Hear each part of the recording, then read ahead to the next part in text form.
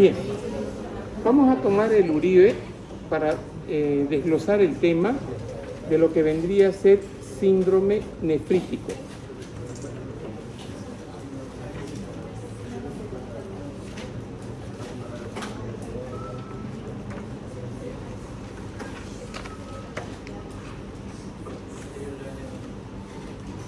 Bien, respecto al concepto, primero concepto.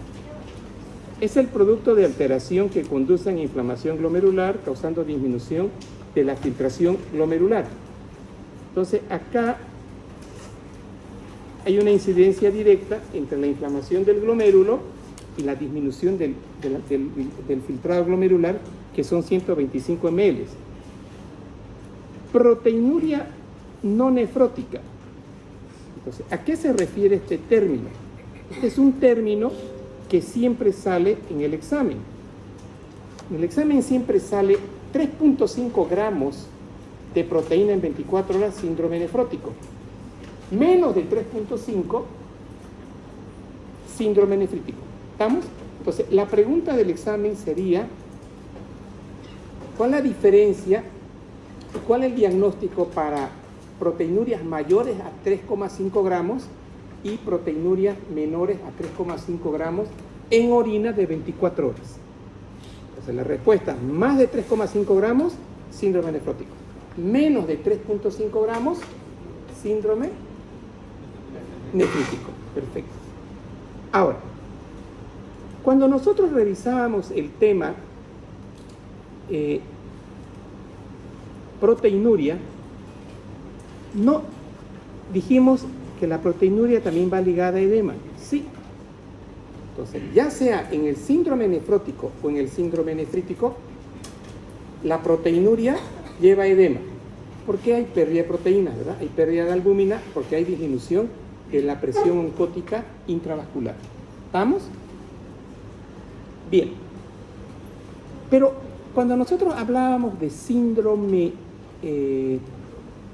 nefrítico, cuando nosotros hablábamos de síndrome nefrótico, no mencionamos la palabra hipertensión. Sí, podía haber hipertensión. Sí, podía haber hipertensión. Síndrome nefrítico tiene que haber hipertensión, tiene que haber edema y tiene que haber una proteinuria menor a 3,5 gramos. Entonces, otro detallito. Y miren este detalle.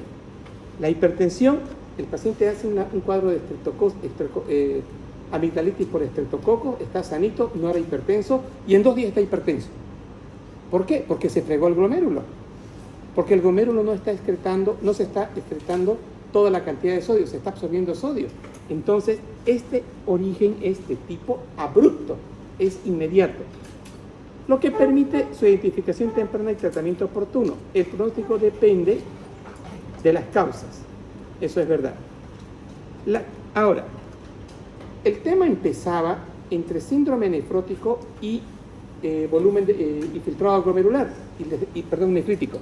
Y dijimos que filtrado de síndrome nefrítico va asociado a caída de la filtración glomerular. Y aquí el texto es claro. La caída de la tasa de filtración glomerular de 125 ml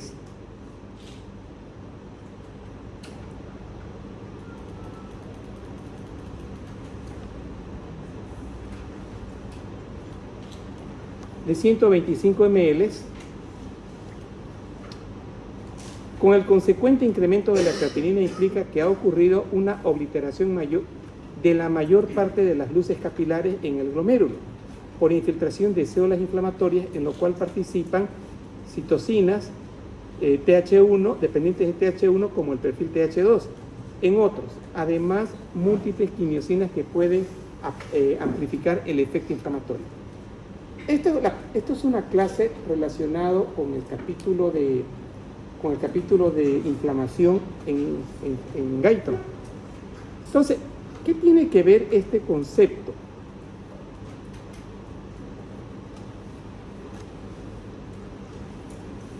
Este concepto necesito que lo ampliemos.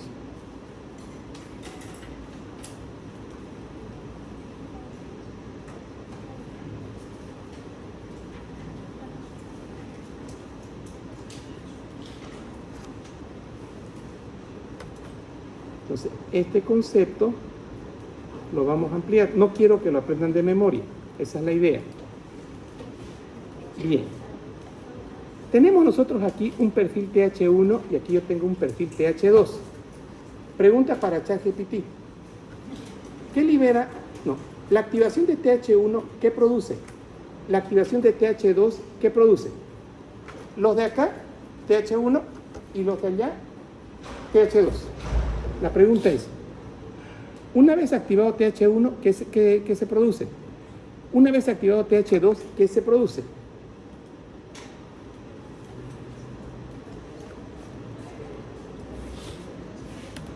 TH1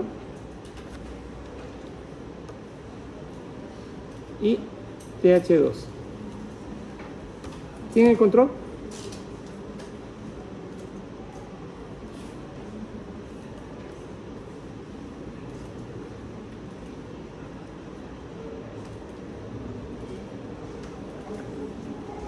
Listo. ¿Y quién lee? Cuando las células TH1 se activan, desempeñan un papel crucial en la respuesta inmunitaria adaptativa. Estas células producen citocina como la interferón-gamma y factores de necrosis tumoral que son esenciales para activar macrófagos y mejorar su capacidad para destruir microorganismos intracelulares. También estimula la inflamación local, atrae neutrófilos de macrófagos y ayuda en la eliminación de tejidos muertos y la reparación de los TH2. ¿Qué hace TH2? Hable fuerte. Está indicada en la respuesta inmune tumoral y en la defensa contra parásitos extracelulares, especialmente el mito.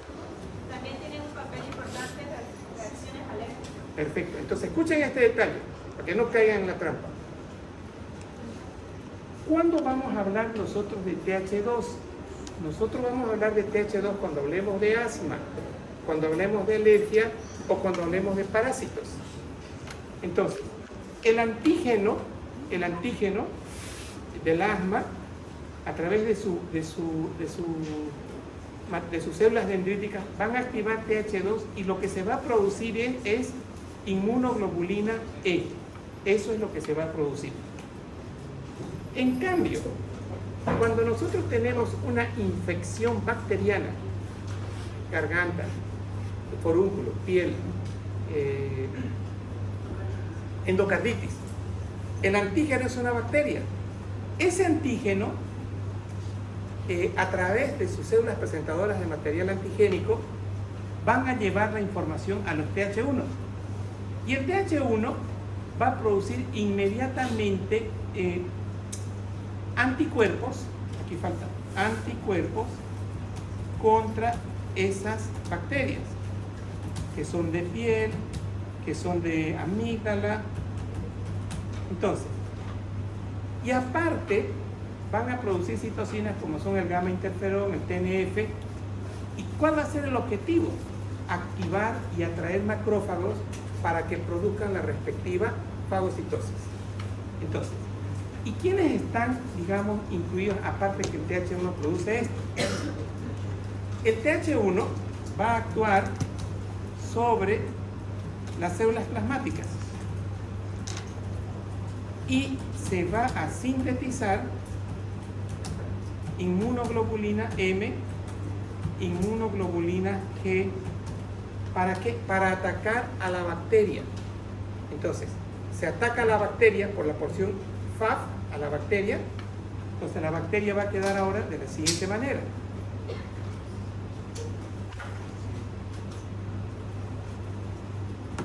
Entonces, aquí yo tengo la bacteria, que es esta de acá, así, y la inmunoglobulina va a producir el respectivo, mejor dicho, la célula plasmática va a producir el anticuerpo. Y aquí atrás, ¿quién va a estar? Aquí atrás va a estar el macrófago. Entonces el macrófago se va a unir a la porción FC del anticuerpo y va a empezar a producir una fagocitosis. Entonces de esa manera vamos a tener nosotros una caída de la cantidad de bacterias en el foco de infección. ¿Qué se llama esta inmunoglobulina? Puede ser M o puede ser inmunoglobulina G.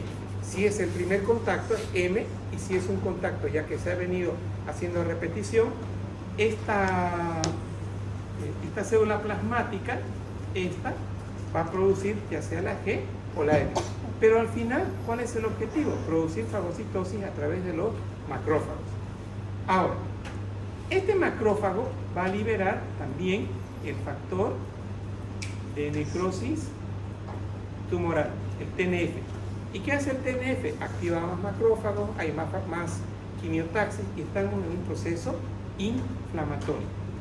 Entonces, acá en el concepto que estábamos diciendo, dice, ¿por qué hay caída del filtrado glomerular? Porque hay mucha citocina, tanto en el perfil TH1, que son las inmunoglobulinas M y G, como el perfil TH2 en otros casos, además de múltiples glucinas que pueden amplificar los efectos antiinflamatorios. Si nosotros vemos ahora este concepto, acá está sucediendo lo siguiente.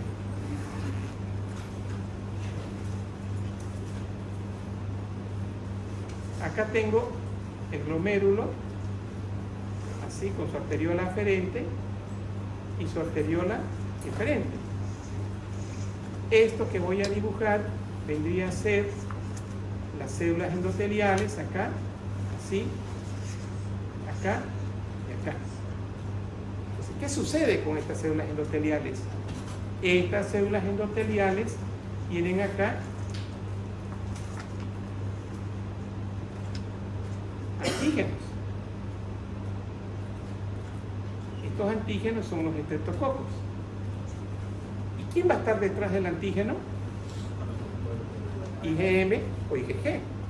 Entonces, si hay IgM, IgG, ¿aquí qué voy a tener? Macrófago. Y este macrófago va a empezar a producir un daño de los glomérulos. O sea, se va a producir un proceso inflamatorio. Por eso, en el texto dice, va a depender del perfil TH1, de la cantidad de citocinas que puedan haber. Entonces, el endotelio, como consecuencia de ese antígeno que era la bacteria, se va a producir una inflamación local, una fagocitosis local, y se está produciendo una lesión del glomérulo.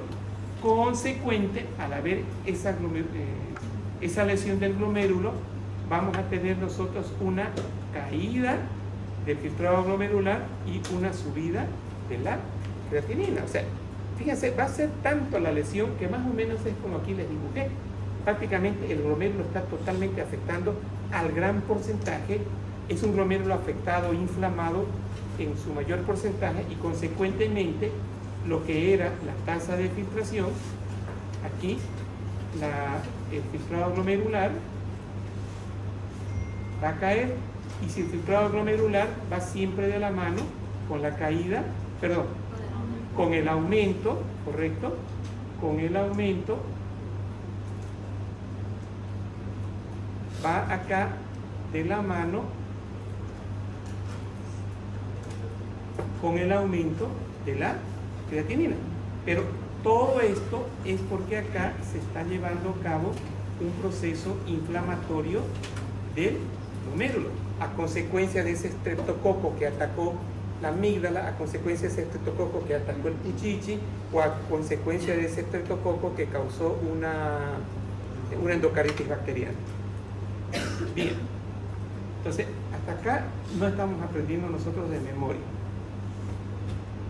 Tenemos acá ahora la barrera de filtración glomerular, corresponde, ya dijimos esto, las cápsulas de Bowman, el mesanquio y los podocitos. Dice el mesanquio que tiene a la capacidad para modificar la superficie de filtración, y las condiciones patológicas que lo afectan también pueden manifestarse como un síndrome nefrítico. A continuación descubriremos algo más de sus estructuras. Cuando nosotros estudiábamos la primera parte, antes de hablar del síndrome nefrótico, ¿qué función le atribuimos al mesanquio? Limpieza, correcto. Entonces, nosotros dijimos sobre el mesanquio, aquí teníamos el endotelio así, endotelio y aquí estaban así, ¿verdad? Y acá habían unas células en la parte periférica, acá, que se llaman células mesangiales, aquí. Entonces, y aquí teníamos nosotros a la membrana basal, y aquí estaban nuestros podocitos. Perdón, esto está mal así. Aquí está nuestra membrana basal, y aquí están nuestros podocitos. ¿Y qué fue lo que dijimos? Que por la membrana basal pasan algunas proteínas que quedan atrapadas en el mesangio, y que el mesangio se encargaba de devolverlos otra vez a la circulación. Eso es condición fisiológica. Cuando se pierde esa propiedad de equilibrio de las proteínas, ahí se va a producir enfermedad. Y ahora, en el concepto de lo que es síndrome nefrítico, estamos viendo nosotros acá que dice que la barrera del mesangio, que es para las proteínas, que tiende a la capacidad para modificar la superficie de filtración y las condiciones patológicas que afectan también en el síndrome nefrítico. O sea, van a permitir también que los glóbulos rojos se atrapen ahí, los que se filtraron, y se produzca ahí un proceso inflamatorio en el mesangio, lo que va a causar el síndrome nefrítico. A los podocitos habíamos dicho que el podocito lo vamos a relacionar más con proteinuria. La lesión de la membrana basal o del podocito lo vamos a relacionar más con proteinuria. Doctor, creo que no está grabando. ¿Cómo saben?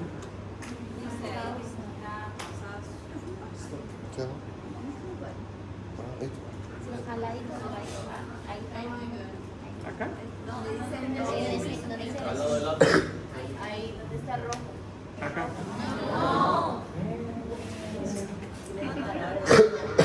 Ahí decía res.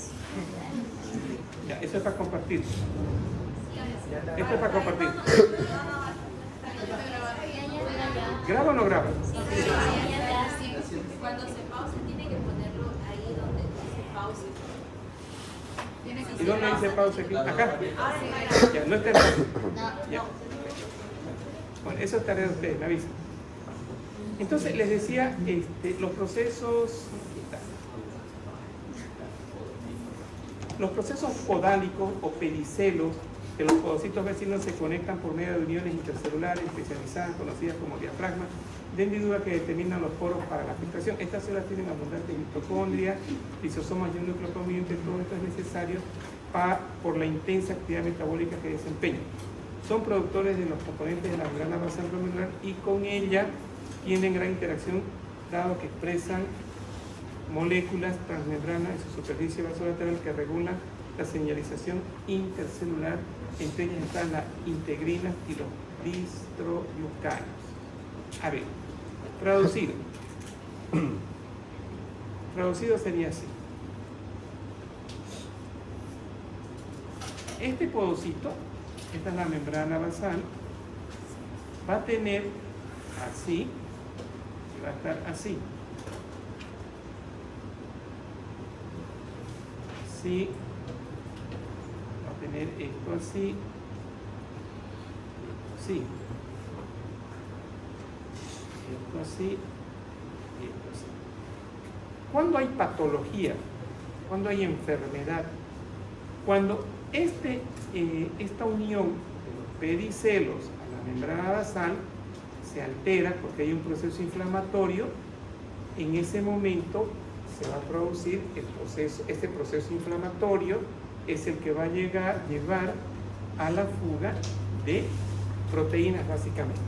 Eso sería así en forma global este concepto. Membrana basal es otro detalle que lo vamos a relacionar con podocitos, contornean las láminas internas y otras externas, a las interacciones de proteínas y tiene un grosor de 300 a 350 nanómetros. A diferencia de otras membranas basales, es más gruesa, lo que se debe que se forman la fusión entre los componentes, uno generado por el endotelio y otro por los podocitos. Entonces, ¿a qué se refiere esto? Acá tenemos nosotros nuestra membrana basal así, y aquí yo tengo, voy a pintar de otro color, el endotelio. Entonces aquí tengo el endotelio. Bien. Sus constituyentes principales son el colágeno tipo 4, lámina de nitrógeno y proteoglucano del heparan sulfato. Bien. Esto también es otro componente de lo que vendría a ser la membrana basal. Aquí va a hablar de las células endoteliales que ya dijimos de que son células que permiten el pasaje de proteínas, permiten el pasaje también de eritrocitos. El mesangio ya comentamos, solo que un detallito sobre el mesangio. Se localiza en la parte central del glomero, tiene células en relación directa con la matriz. Esto, por favor, es importante, porque cuando veíamos nosotros insuficiencia renal crónica, decíamos que hay mucho colágeno tipo 4. ¿Recuerdan? Se hablaba mucho del colágeno tipo 4. Y aquí estamos diciendo las células en relación directa con la matriz, con elevado contenido de colágeno tipo 4 y 5, tironectina, condroitina, ligoceno, proteoglucano. Hay dos tipos de células, unas que son semejantes al músculo liso vascular, un elevado contenido de miosina y actina y que corresponde al 90%, y la contracción de estas células disminuye transitoriamente en la luz de los capilares. Después tengo acá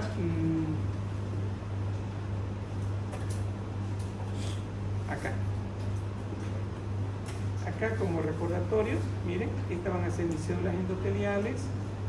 Aquí tengo el mesangio, que están acá. Aquí está la arteriola aferente, y en glomerulonefritis estaríamos hablando de un daño a nivel del endotelio básicamente. ¿Cuál es la fisiopatología del síndrome nefrítico? Esto ya entrando en el tema en sí. Es el estado inflamatorio glomerular con abundante infiltración de las células inmunitarias como neutrófilos, monocitos y linfocitos. Uno de estos factores desencadenantes para la migración es la presencia de los complejos inmunitarios con anticuerpos que pueden tener como sustrato antígenos diferentes de diferentes estructuras. Voy a usar esta imagen de acá para explicar ese texto. Bien.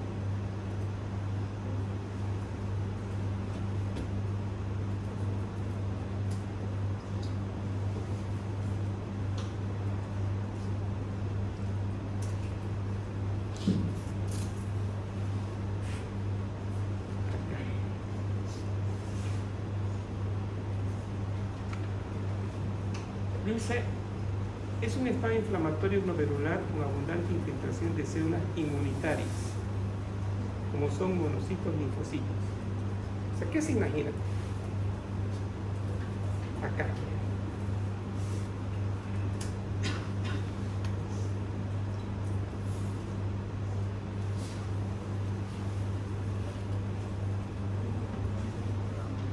¿Qué se imagina con este texto? ¿Qué son las células inmunitarias? Ahí dice. Neutrófilos, monocitos y linfocitos. ¿No? Dice abundante infiltración de células inflamatorias. Si yo digo que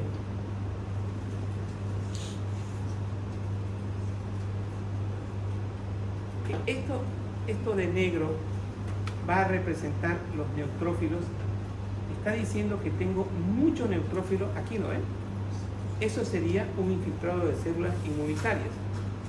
Está diciendo que tengo mucho infiltrado de macrófagos acá, macrófagos acá, macrófagos acá. Y también voy a tener la presencia de abundantes linfocitos. Ahora, ¿qué necesito para que yo tenga abundantes monocitos, abundantes linfocitos y abundantes neutrófilos? No. Necesito, espérenme, ahorita, ¿cuánto van a recordar? ¿Qué necesito? ¿Qué es esto? Exactamente. Se necesita la presencia de antígeno. ¿Y quién va a ir detrás del antígeno casi siempre? Un anticuerpo, que va a estar producida por los linfocitos TH1, ¿verdad? Entonces, este va a ser el linfocito H1, que va a actuar sobre la célula plasmática, y esta célula plasmática va a sintetizar este anticuerpo. Ya, IgM o IgG.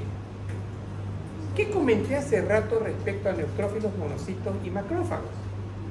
Comenté, si lo dibujé aquí de negro, acá, que en la porción FC voy a tener un macrófago, en la porción otra FC voy a tener un monocito. Entonces, y aquí, ¿qué va a hacer este monocito o este macrófago? Va a producir fagocitosis. Entonces, acá vamos a tener ahora nosotros un fagosoma.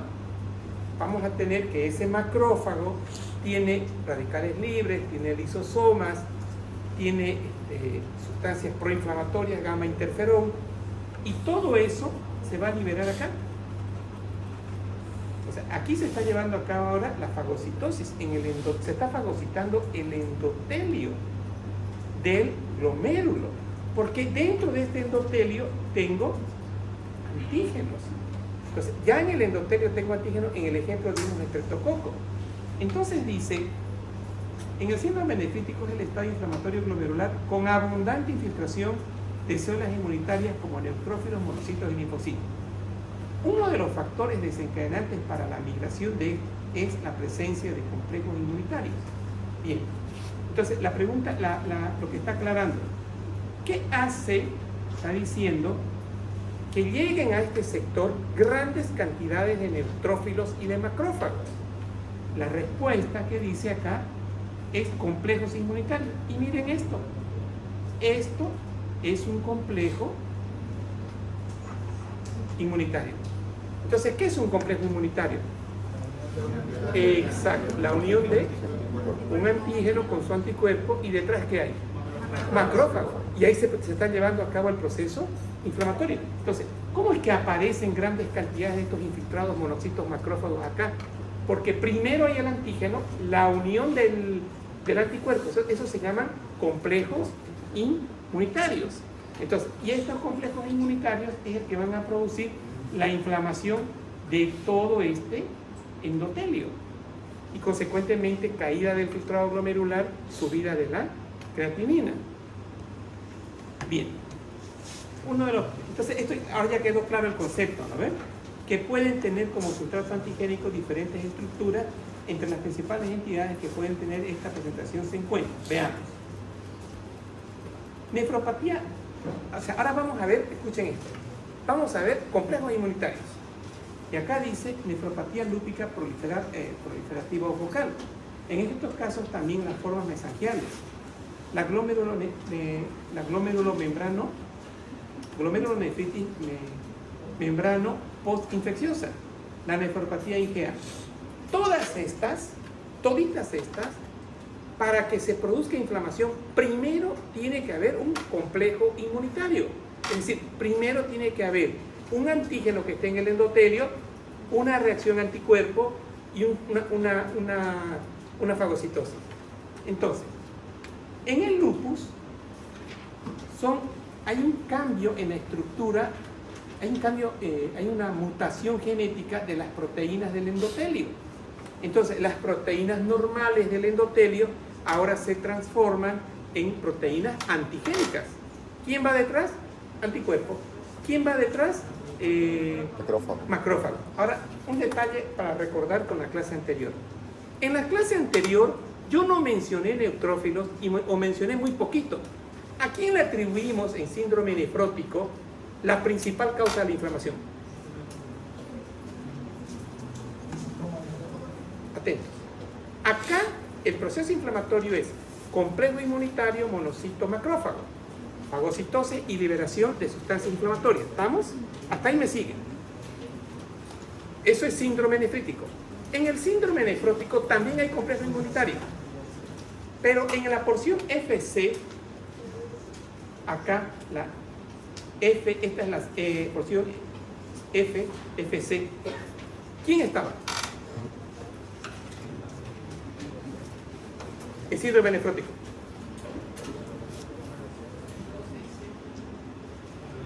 Exacto. ¿Quién dijo complemento? Perfecto. Entonces, cuando hablábamos de síndrome nefrótico, ahora para que ya vamos diferenciando, ¿en síndrome nefrótico hay complejo inmunitario? Sí. ¿En síndrome nefrótico hay complejo inmunitario? Sí. Pero en el nefrótico, esta porción FC va a activar al sistema del complemento, ya sea la vía clásica o ya sea la vía de la lecitina.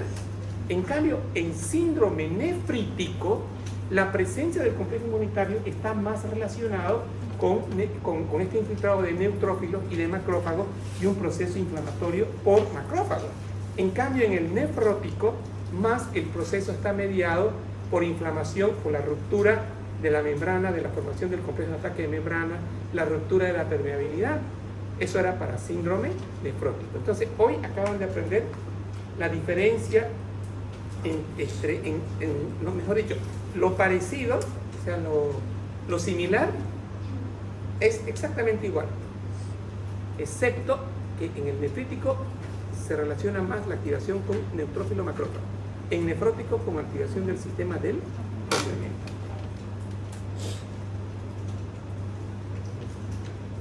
Esta glomerulonefritis postinfecciosa es la que les decía de la amigdalitis. En fases precoces, principalmente en las postreptocócicas, como la endocarditis y los abscesos. Entonces, aquí ya, en la glomerulonefritis, el antígeno vendría a ser una bacteria. Nefropatía por IgA. La mayor parte de las veces solo cursan con hematuria microscópica. Si yo digo hematuria, ¿qué está dañado principalmente? Membrana basal, glomérulo, podocito, pedicelo, membrana basal del glomérulo, ¿no? Y tal vez el endotelio, un poquito del endotelio para que pueda pasar el glóbulo rojo. Entonces, ahora, los anticuerpos son, aquí dice, nefropatía por IgA. Dice, la mayor parte de las veces cursan con hematuria microscópica. Ahora, miren otra patología. Enfermedad por anticuerpo antimembrana basal. O sea, ¿dónde está el antígeno? Acá. Membrana basal y vasculitis con anticuerpos anticitoplasmáticos de neutrófilos ANCA.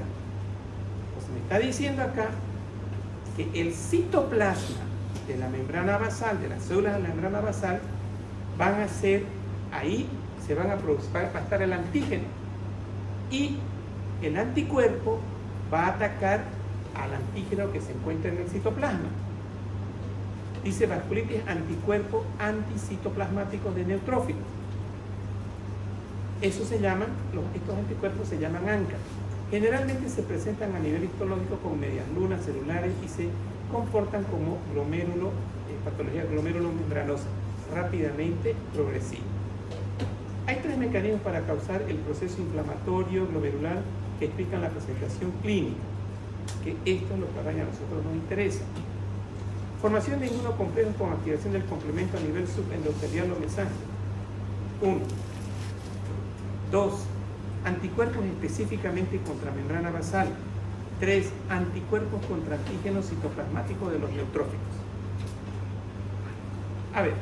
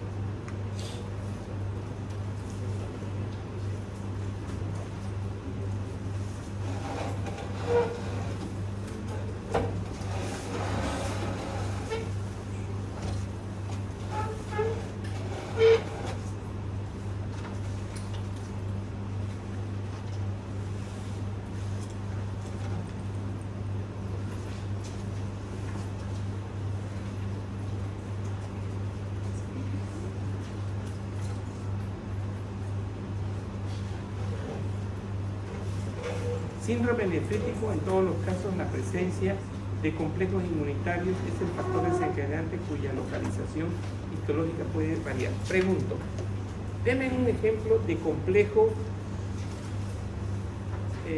inmunitario. Complejo antígeno-anticuerpo también puede ser antígeno y sistema de, o mejor dicho, anticuerpo y sistema de complemento. Entonces, ¿cuáles son las partes del complejo inmunitario? Antígeno, anticuerpo. En la porción FC, ¿un neutrófilo o un macrófago? Uno. La otra opción, ¿cuál es? Complejo inmunitario. Antígeno, anticuerpo y activación del complemento, ¿no ven? Entonces, cuando nosotros estamos hablando de complejos inmunitarios, como factor desencadenante, aquí dice, con activación del complemento a nivel subendotelial o mesangio. Entonces, si yo tengo acá mesangio, aquí va a estar el complejo inmunitario, ¿no ves? O va a estar debajito del endotelio. Entonces, a eso se está refiriendo el concepto que dice que la formación de los inmunocomplejos con activación del complemento pueden ser a nivel subendotelial o a nivel de mesangio. Entonces, lo que tenemos que hacer es imaginarnos un complejo inmunitario, lo ponemos debajito del endotelio, subendotelial. U otro complejo inmunitario lo colocamos en el mesangio. Estos van a dar, estos complejos inmunitarios van a producir activación del complemento a estos niveles. Anticuerpos antimembrana basal. Entonces, si recordamos un poquito, fíjense, unos pueden ser subendoteliales y otros de los anticuerpos pueden ser en la membrana basal. Y tercero, anticuerpos contra antígenos citoplasmáticos de neutrófilos. Acá vale la pena hacer un alto. ¿En qué sentido? En el siguiente.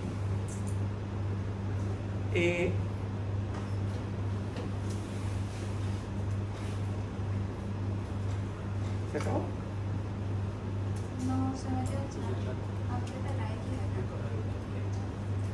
acá. Ahora, miren, acá.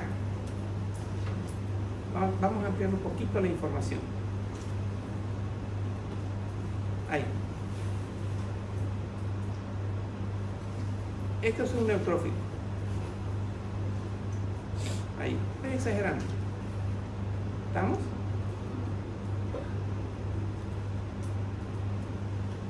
Acá. Anticuerpos contra antígenos citoplasmáticos del neutrófilo. ¿Dónde están los antígenos? ¿Dónde están? Exacto. Exacto. Entonces, van a ver también otra patología que el inmunocomplejo va a estar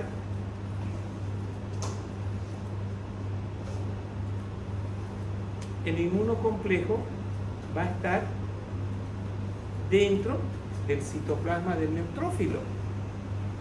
Ahí va a ser directo el proceso inflamatorio. Entonces, podemos tener entonces, en resumen, debajito del endotelio, antígenos en el mesangio, o podemos tener antígenos a nivel de la membrana basal.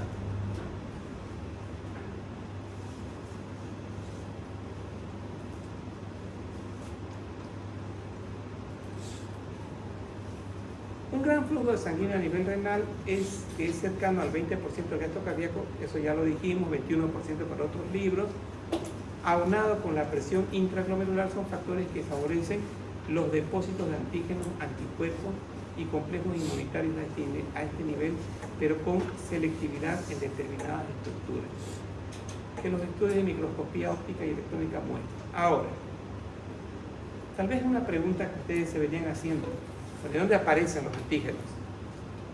Están ahí, están en la sangre, dan vueltas y llegan al glomérulo y ahí se posesionan.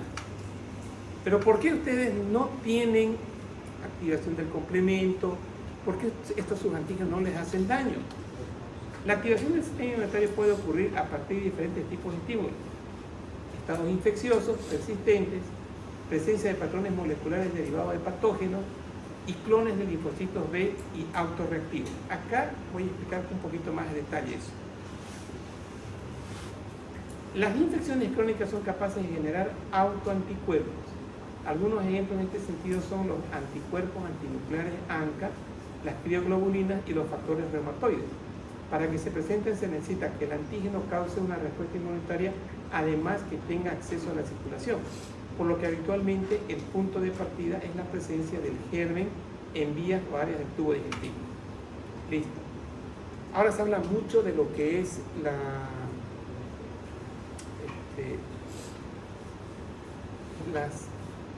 cantidad de bacterias normales que nosotros tenemos.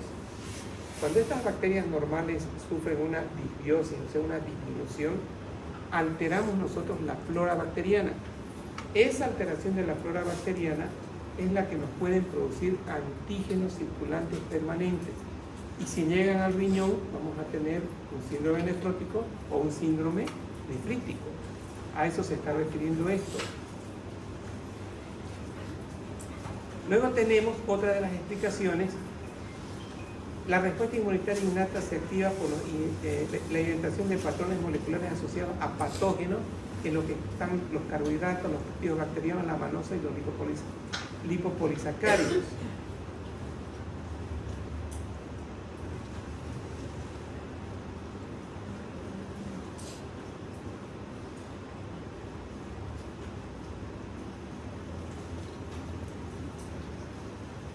Esto de acá, la tolerancia central, nosotros la hacemos con un timo y el timo se encarga de secuestrar todos los antígenos extraños y destruirlos.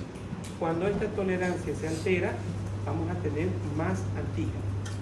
A mí el dato, lo que a mí me interesa que aprendan es esto que les voy a mencionar ahora. Esto de acá me interesa. ¿Qué es la desregulación inmunitaria? Los linfocitos T reguladores son los principales responsables de la tolerancia periférica, función que se realiza gracias a diferentes estrategias. Dicho de otra manera, gracias a estos linfocitos no vamos a tener antígenos circulantes. Eso se llama tolerancia inmunológica periférica. Aquí tengo un linfocito que es el CD25 para impedir la proliferación de otros subtipos de células T por el consumo de IL-2, producción del factor de crecimiento tubular beta, que impide la activación de neutrófilos, así como las células endoteliales. Y esto ya lo vimos nosotros en insuficiencia renal. O sea, este factor de crecimiento tubular, vean ustedes, está evitando la proliferación de monocitos y de neutrófilos. Es bueno para nosotros. Pero si esto se altera, si esta cantidad de factor de crecimiento tubular beta se altera, o disminuye, mejor dicho, si esto disminuye, vamos a tener muchos monocitos y muchos neutrófilos. Además, bloquean el desarrollo de TH1 y TH2, pero en presencia de interleucina 1 y 6 favorecen un perfil TH17 que también tiene efectos proinflamatorios. Es capaz de favorecer esos cambios isotípicos de las células beta hacia la producción de IgA. Entonces, en resumen, ¿cuándo se va a producir un proceso, una activación o vamos a tener ese aumento de células con antígenos?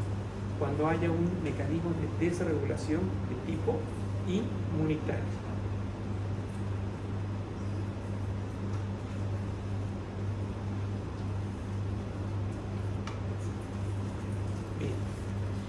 Glomerulonefritis postinfecciosa, esto es lo más frecuente. Se presenta días después de que ocurra una infección e incluso puede ser evidente cuando el proceso ya está erradicado. Se deben a complejos inmunitarios y se acompañan de un consumo sistémico del complemento.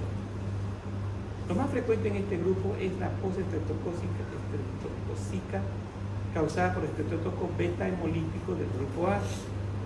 Suelen presentarse 2 o 3 semanas después de una faringoamigdalitis o una infección en la piel. En algunos de estos casos,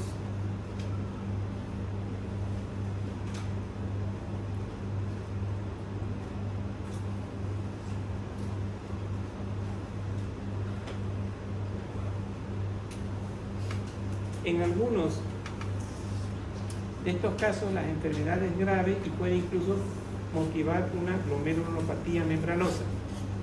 Estudios de laboratorio de gran utilidad incluyen antitrepolecina O, que son anticuerpos contra el estreptococo en los casos de faringoamigdalitis, y anti-DNA beta para las infecciones cutáneas.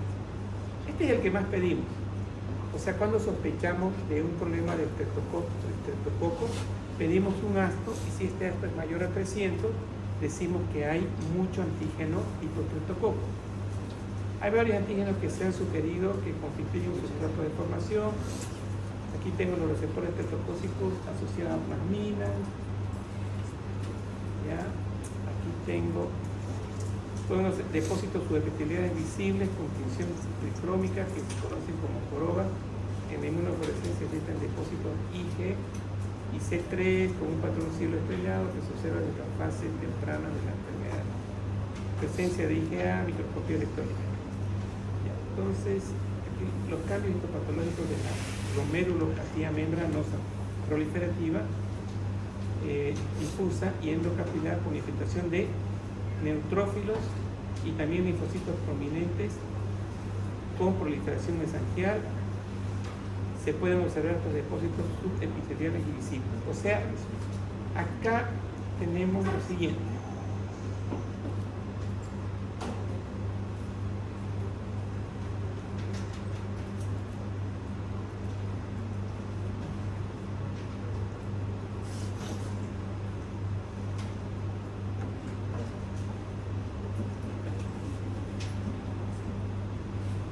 Aquí el problema en esta patología es el mesangio. El mesangio logra invadir, meterse dentro de lo que vendría a ser el glomérulo. Se pueden observar depósitos subepiteliales visibles.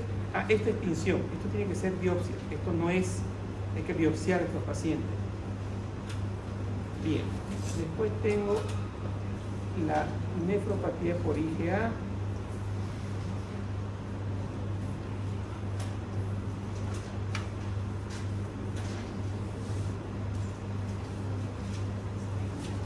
¿Qué vamos a saber de la nefropatía IgA?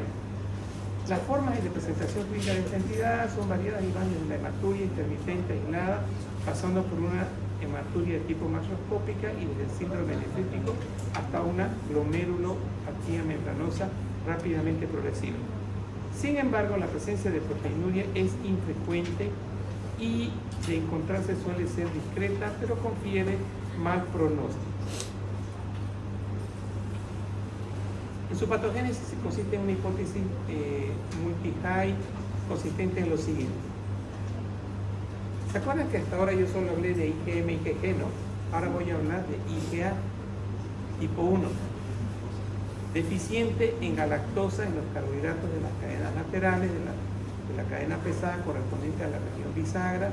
Además se requiere que las células que las producen pasen al compartimiento sistémico para que existan niveles significativos. Estas IgA están en los lugares donde hay glándulas mamarias, bronquiales, intestino delgado. Ahí se produce IgA. Se presenta un mecanismo de autoinmunidad, pues ocurre la exposición de N-acetilgalactosaminas que fungen como neoepítopos y permiten la producción de IgA, la formación de complejos inmunitarios en la circulación incluso a nivel glomerular. No se produce la depuración por hepatocitos de la IgA deficiente en galactosa debido a la formación de los complejos inmunitarios que impiden el acceso a su receptor aciloglucoproteína.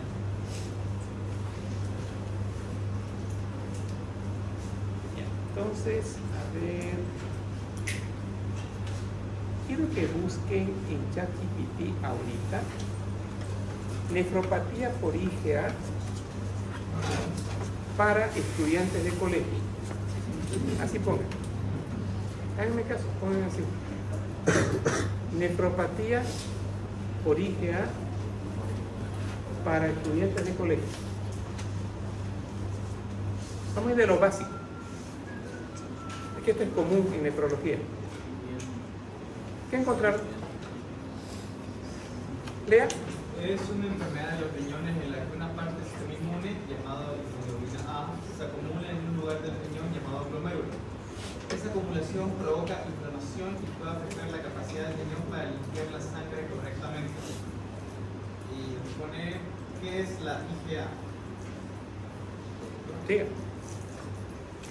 La IgA es un tipo de anticuerpo, es decir, una sustancia que tu cuerpo usa para defenderse de virus y bacterias. Pero en esta enfermedad la IgA se comporta mal y se queda pegada en el riñón, donde no debería estar.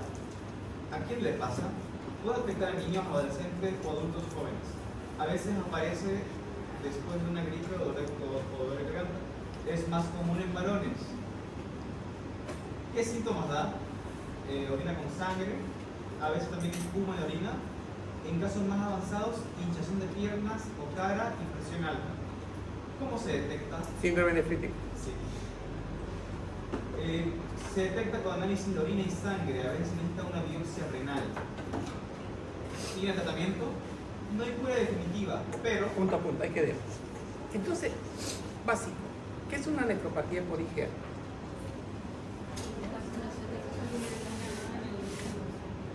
¿Qué es?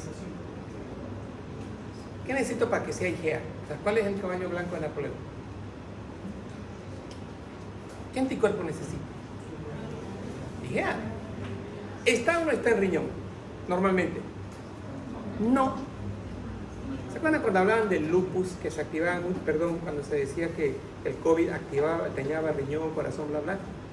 Uno de los problemas del COVID es este. El COVID ha sido un virus. Puede haber activado la presencia de IgA a nivel riñón. Perfecto. Y habla, fíjense cómo para los estudiantes de colegio les dice edema, pérdida de glóbulos rojos, que es la hematuria, y estamos hablando de pérdida de proteínas, por eso hay edema, e hipertensión arterial, o sea, es un síndrome nefrítico. Bien, ahora busquen nefropatía por IgA, pero a nivel estudiante de medicina, el tercer año. ¿Ya lo encontraron? Lea. Dice enfermedad de Berger. ¿Besser o Berger? Berger. Enfermedad glomerular primaria más frecuente a nivel mundial. Se caracteriza por depósitos mesangiales de IgA en el glomérulo renal. Un momento. Nivel colegio, ¿dónde estaban los depósitos? Riñón, grandote. Nivel universitario, en el mesangio. Son IgA a nivel del mesangio. Siga. Fisiopatología. La mucosa respiratoria gastrointestinal produce IgA anómala, generalmente IgA de tipo 1, con defectos en su glicosilación. Esta IgA tipo 1 anómala forma complejos inmunes que se depositan en el mesangio glomerular. Punto a punto. ¿De dónde aparece la IgA? Túbulo bronquial o intestinal. Y son IgAs que tienen una alteración en su estructura. O sea, no es una IgA normal. Entonces, una IgA normal no puede estar en el riñón. Pero lamentablemente se absorbe de estos bronquios o de este intestino, y esta IgA anómala llega ¿a dónde? Mesangio renal. Siga. El depósito activa el complemento vía alternativa y de la lectina. Se genera inflamación, proliferación mesangial, daño glomerular progresivo y esclerosis. En su Punto. clínica, ¿A quién activa? Al complemento. Dos vías. La alternativa y la vía de la lecitina. Y fíjense esto que decía cuando vimos inflamación. Esta activación de la vía de la lecitina, las dos producen liberación de C3A y C4A, que van a producir intensa llegada de neutrófilos y macrófagos. O sea, van a haber llegada de neutrófilos y macrófagos, van a aumentar el proceso inflamatorio. Y aparte, a nivel del mesangio se va a empezar a producir, aparte vamos a tener la presencia del C5b, 6, 7, 8 y 9, que si todas estas células mesangiales van a ser atacadas por este sistema del complemento. ¿Qué más? En su clínica tenemos hematuria macroscópica recurrente, habitualmente después de infecciones respiratorias altas como una faringitis o amigdalitis. Hematuria microscópica persistente entre episodios, proteinuria, generalmente leve moderada, pero si es mayor a 1 gramo por día, indica peor pronóstico. Hipertensión arterial, en casos avanzados, progresión a síndrome nefrótico o enfermedad renal crónica. En diagnóstico, análisis de orina, hematuria más proteinuria, función renal, creatinina y tasa de filtrado glomerular. Ya, pare ahí. Los depósitos de inmunoglobulina A ocurren, miren esto, fundamentalmente en mesangio, y miren este detalle, y solo discretamente en los podocitos. Por eso es que no hay mucha proteinuria, hay más una hematuria. Discretamente en los podocitos o en los túbulos del intersticio. Sin embargo, el daño renal, más allá del síndrome nefrítico, se pueden presentar por 3 mecanismos principales. Puede haber un infiltrado, es decir, a nivel túbulo intersticial por monocitos macrófagos, o sea, ya no está hablando de mesangio, ¿no?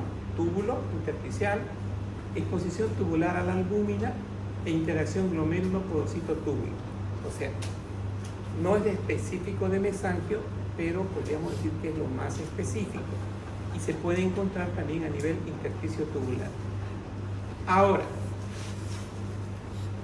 dijimos que activaba el complemento, dijimos que había presencia de monocitos y macrófagos, y ahora fíjense con qué empezamos acá.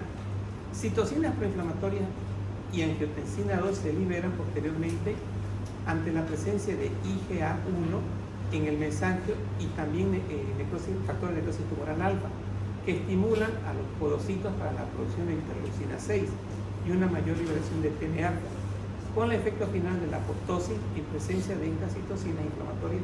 Hay menor expresión nefrítica y podocina, proteína del diafragma de la hendidura, lo que se correlaciona en forma inversa con magnitud de la proteinuria y la tasa del filtrado glomerular. O sea, empieza con una poquita proteinuria, lesiona lo que vendría a ser el podocito, pero ¿a través de qué? A través del factor de necrosis tumoral. La interleucina 6 y la angiotensina 2 llegan a los túbulos y en el intersticio a través de las dos vías.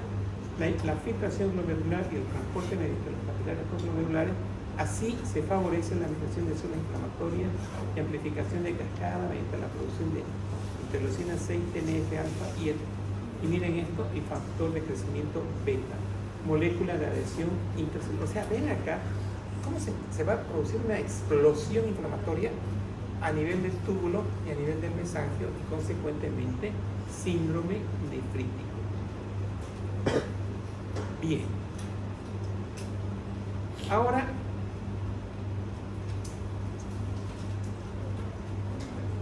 ponemos nivel estudiante de colegio.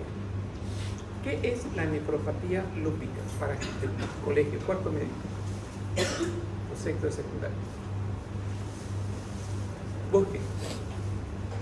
Quiero saber qué es la nefropatía lúpica y soy estudiante de último curso de colegio. ¿Qué sale? La nefropatía lúpica es un problema en los riñones que pasa en personas que tienen una enfermedad llamada lupus. ¿Qué es lupus? Una enfermedad donde el sistema inmunológico que normalmente nos defiende se confunde y ataca al propio cuerpo, incluyendo órganos como la piel, articulaciones y los riñones. Punto. O sea, son anticuerpos que hay una desregulación y que atacan diferentes lugares: pulmón, pleura, corazón, pericardio, piel, articulaciones y riñones. Siga. ¿Qué pasa en los riñones? El sistema inmune produce anticuerpos que forman pegotes llamados complejos inmunes. Estos pegotes se depositan en los glomérulos, que son los filtros del riñón. Esto causa inflamación y daña los riñones. Como resultado, los riñones no limpian bien la sangre. Y en síntomas, hinchazón en las piernas, cara o cuerpo, orina con sangre o espumosa por pérdida de proteína, presión arterial alta y sensación de cansancio y malestar general. ¿Cómo se detecta? Análisis de orina. Pero, o sea, síndrome nefrítico, ¿no ven? Edema, hipertensión, proteinuria, por eso hay edema. Y le atribuyen fundamentalmente a antígenos que se encuentran en los capilares. Ahí están los inmunocomplejos. Ahora pasen a tercer año de medicina. Alumnos de fisiopatología de tercer año de medicina. Síndrome, nefropatía lúpica.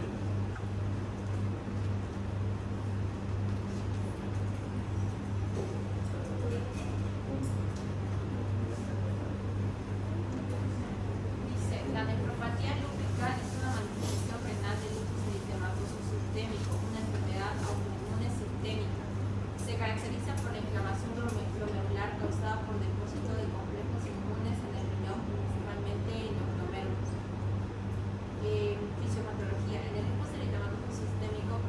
autoanticuerpos como anti-ADN de doble cadena. Estos se unen a los antígenos formando complejos inmunes. Los complejos Perdón. ¿Qué se produce antes de doble cadena? se produce autoanticuerpos como anti-ADN de doble cadena. Fíjense esto. Vámonos a endotelio. El endotelio tiene ADN, ¿no ves? El ADN está dentro de la célula.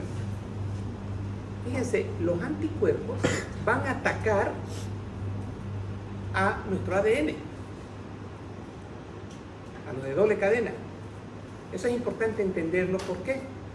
Porque se va a solicitar, cuando ustedes quieran ver si tienen lupus, antígeno de doble cadena para lupus. Entonces, estamos suponiendo que en la fisiopatología acabamos de aprender que se forman inmunocomplejos o autoanticuerpos que atacan directamente al ADN. ¿Estamos? Sigan. Estos se unen a antígenos formando complejos inmunes. Los complejos se depositan en el glomérulo, activan el sistema de complemento y generan inflamación y daño estructural. Puede afectar otras estructuras como los túbulos, el intersticio y los vasos renales. Hay una clasificación ISNRPS 2003 basada en biopsia renal que dice que la clase 1 es nefritis lúpica mesangial mínima, clase 2 nefritis lúpica mesangial proliferativa, clase 3 nefritis lúpica proliferativa focal con menor del 50% de glomérulos, clase 4 proliferativa difusa mayor al 50%, clase 5 membranosa, depósitos subepiteliales y clase 6 con nefritis lúpica esclerosante avanzada. Clases 3, 4 y 5 son clínicamente más graves y requieren inmunosupresión agresiva. Cuando dice requieren inmunosupresión agresiva, ¿qué van a hacer ustedes de médicos? A ver, ¿cuál es la función de un arquero de fútbol? Evitar que la pelota pase, ¿no? Esa es su función. Y cuando decimos, ¿qué fue lo último que dijo? Requiere inmunosupresión agresiva. Inmunosupresión agresiva. ¿Qué van a hacer ustedes médicos? No, explíqueme el término, inmunosupresión. ¿Cómo empieza la enfermedad? Doble cadena de ADN, antígeno, anticuerpo. ¿Qué tengo que evitar? ¿Formación de qué? De anticuerpos, correcto. Tengo que evitar formación de anticuerpos. Tengo que ir a las células beta. Y arriba de las células beta estaban los linfocitos TH1, ¿no ven? Y TH2. Estos TH1 liberaban citocinas que estimulaban a las células beta para producir anticuerpos. Cuando yo digo supresión, voy a atacar a las células productoras de anticuerpos. Las voy a bloquear para que no hayan anticuerpos.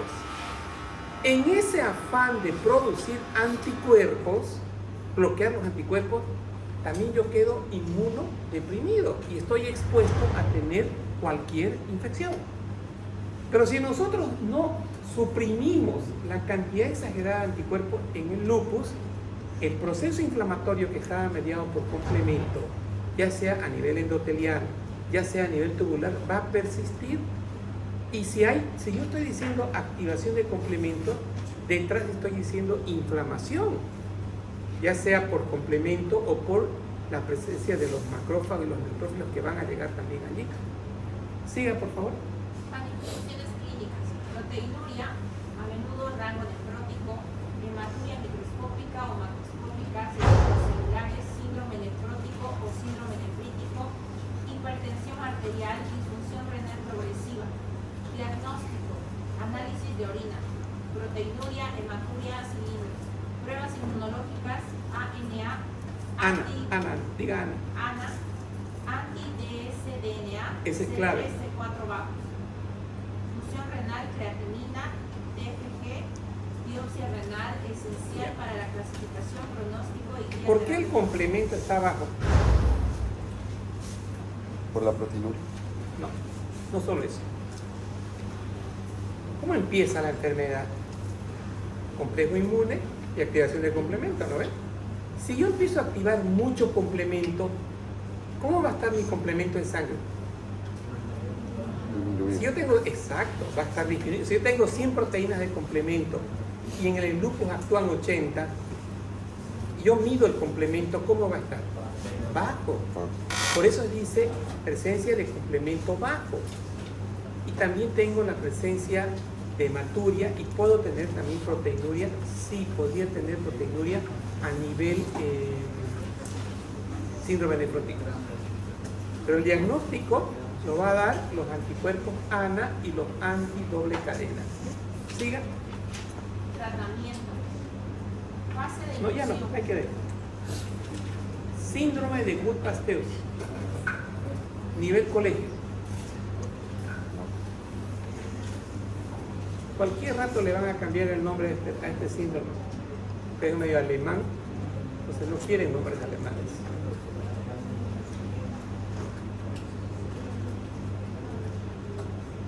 Nivel colegio, chicos, otros que no hayan participado, lea.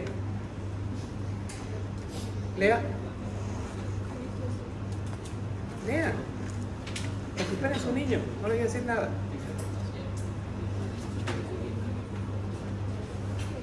Vamos, participen. Lea, usted. ¿Su nombre? Fabiana, lea. Síndrome de Wood-Pasteur a nivel colegio, busque en ChatGPT. Allá, lea usted. ¿Qué es la enfermedad de síndrome de Wood-Pasteur? ¿Ya? Es una enfermedad muy rara en la que el propio sistema de defensa del cuerpo, el sistema inmunológico, ataca por error partes del pulmón y los riñones. ¿Qué parte del cuerpo afecta? Los pulmones, puede causar sangrado. Los riñones, puede causar daño y hacer que no funcione bien. ¿Por qué pasa? Normalmente el sistema inmune nos defiende de las bacterias y virus, pero este síndrome de Wood-Pasteur, el sistema inmune fabrica anticuerpos que atacan parte especial de los pulmones y riñones. Se llama membrana basal. Señores, escuchen esto. 2 de la mañana, Hospital San Juan de Dios, haciendo visita, me dice la residente, mire doctor, me dijo, este paciente está en edema agudo del pulmón, o sea, el líquido alveolo capilar, del capilar se está yendo al intersticio, del intersticio al alveolo, y es hipertenso, y no mejora, doctor, no mejora, y de repente yo le digo, pero este chico es joven, tiene 25 años, ¿cómo va a estar mal del riñón? Insuficiencia renal crónica y dializada. Ustedes le miraron el pulmón blanco. El pulmón es negro. ¿Blanco por qué? Porque había mucho líquido en el espacio intersticial. Y ahí lo calificamos como una vasculitis. Hay algo acá en este pulmón que no está normal. Y pedimos anticuerpos ANCA, que son contra neutrófilos. Y dieron positivos. Entonces, eso explicó por qué un paciente tan joven, 22, 25 años, podía tener daño renal y podía tener daño pulmonar. ¿Y cuál fue el tratamiento en él, aparte de los antihipertensivos? Inmunosupresión. Señores, a la semana que se hizo inmunosupresión, el pulmón era negro. Entonces, hay que estar atentos en insuficiencia renal crónica. Los pacientes jóvenes con hipertensión, muy joven para ser hipertenso uno, hay que buscar patología relacionada con vasculitis. Siga leyendo. ¿Qué síntomas puede causar? Tos, a veces con sangre, dificultad para respirar, hinchazón en las piernas y todo el cuerpo, porque los riñones no eliminan bien el agua, cansancio extremo, orina de color oscuro por daño en los riñones. ¿Cómo se diagnostica? Análisis de sangre, análisis de orina, radiografía. Ya, ahí quedamos para este capítulo. Ahora pasemos a la versión residentes de primer año de nefrología. Quiero saber qué es el síndrome de Wood-Pasteur. Ya no están estudiantes. Presidente del primer año de Sí, nefrología. Valeria. Enfermedad autoinmune mediada por anticuerpo antimembrana basal glomerular dirigido contra el aluminio NC1 de la cadena alfa 3 bipolar. Otro nivel ya, ¿no? O sea, ¿se fijaron el nivel? Ya no es para estudiantes. A ver, ataca membrana basal, autoanticuerpos a nivel de membrana basal. Siga. Dirigidos contra el dominio NS1 de la cadena alfa 3 del colágeno tipo 4, expresado principalmente en la membrana basal glomerular y alveolar. Es una de las principales causas de glomerulonefritis rápidamente progresiva tipo 1. La fisiopatología, la ruptura de la autotolerancia genera anticuerpos IgG, especialmente IgG1 e IgG3, contra el colágeno 4 de la membrana basal glomerular. Fíjense cuando subimos el nivel, ¿no? Ya estamos hablando a qué parte de la membrana basal. Estamos hablando que es un anticuerpo que ataca al colágeno de la membrana basal. Siga. Contra el colágeno 4 de la membrana basal glomerular y membranas alveolares. El mecanismo de daño incluye activación del complemento, especialmente C5A, que lleva quimioatracción de neutrófilos, citotoxicidad mediada por células, formaciones de semilunas extracapilares. En el pulmón, la presencia de factores adicionales. Lea las últimas 4 líneas, lea, por favor. El mecanismo de daño incluye activación del complemento, especialmente C5A, que conduce a quimioatracción de neutrófilos. Ya, punto ahí. En realidad, cuando nosotros hablamos de anticuerpos, lupus anticuerpo, lupus pasteur anticuerpo, perdón, complemento. Aparte de activar el C5b, 6, 7, 8 y 9, les había comentado en la activación del complemento, se activa C3A y C5A. ¿Qué hace C3A y C5A? Atrae a abundante neutrófilo y a abundante macrófago. ¿Qué han aprendido ustedes en el capítulo de inflamación en fisio? Estos neutrófilos y estos macrófagos producen intensa fagocitosis. Solo que ahora la fagocitosis ya no va a ser para una bacteria, va a ser para un antígeno que se llama membrana basal. Sigue. En el pulmón, la presencia de factores adicionales como daño alveolar previo por tabaco, infecciones, inhalación de hidrocarburos favorece la hemorragia. Clínica, presentación clásica, síndrome pulmón-riñón. Pulmonar, hemoptisis en el 80% de pacientes. Disnea progresiva, infiltrados alveolares bilaterales. Renal, hematuria microscópica o macroscópica, proteinuria no nefrótica, oliguria y progresión rápida e insuficiencia renal aguda y síndrome nefrítico. Puede debutar solo con manifestaciones renales o pulmonares. Sí. Debutan con los dos o puede ser también un renal puro.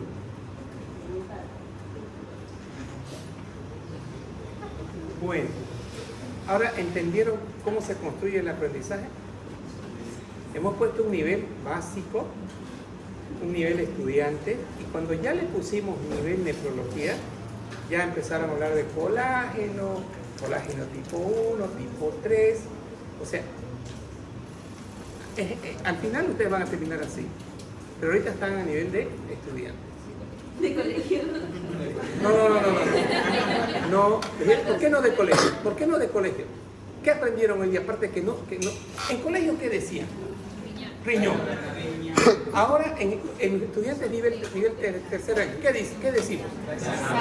Mesangio, glomérulo, membrana basal, complemento, complejo inmunitario, inmunosupresión, un colágeno por ahí. ¿Perdón? Anticuerpos, antimembrana basal. Todos hemos aprendido, ya no son colegiales, pero eso es desde el momento en que pasaron esa puerta. Ese fue su aprendizaje hoy día. Otro detalle, en estas patologías ¿está metido el complemento? Sí. ¿Están metidos los neutrófilos? Sí. ¿Están metidos el C5A y el C4A? Sí. ¿Ustedes en general producen inflamación? Ahora, ¿qué repite permanentemente para síndrome nefrítico? Pregunta de examen. Anote. ¿Dónde está? ¿Qué se llama? ¿Perdón? Shakira. Anote. Características del síndrome nefrítico. Inciso A. Y cualquier característica, dígame. Hipertensión. Inciso B. Edema. Inciso C. Proteinuria. Y falta uno. Ya, filtrado, no, falta otro, nefrítico, falta otro. Hematuria. Si no ponen hematuria, no es síndrome nefrítico. Y si yo les saco hematuria y les pongo el falso proteinuria 3,5 gramos, no es nefrítico, señala el falso. El falso era proteinuria mayor a 3,5. ¿Cuál de los siguientes es verdadero? Y si yo pongo proteinuria menor a 3,5, todo es verdadero. Eran proteinuria menor a 3,5, eritrocitos, edema, hipertensión. Y si yo estoy preguntando síndrome nefrótico y pongo todo esto lo característico A, B, C y D de síndrome nefrótico, excepto proteínas menor a 3,5, sería el falso. El falso sería proteína menor a 3,5. Y no siempre debutan, ojo, y no siempre debutan con hipertensión. No siempre debutan con hipertensión. Entonces, hoy hemos hecho un aprendizaje, han rellenado sus conceptos de colegio, se están llevando conocimientos. Bien, antes de irse, cierren sus ojos y recapitulen la clase.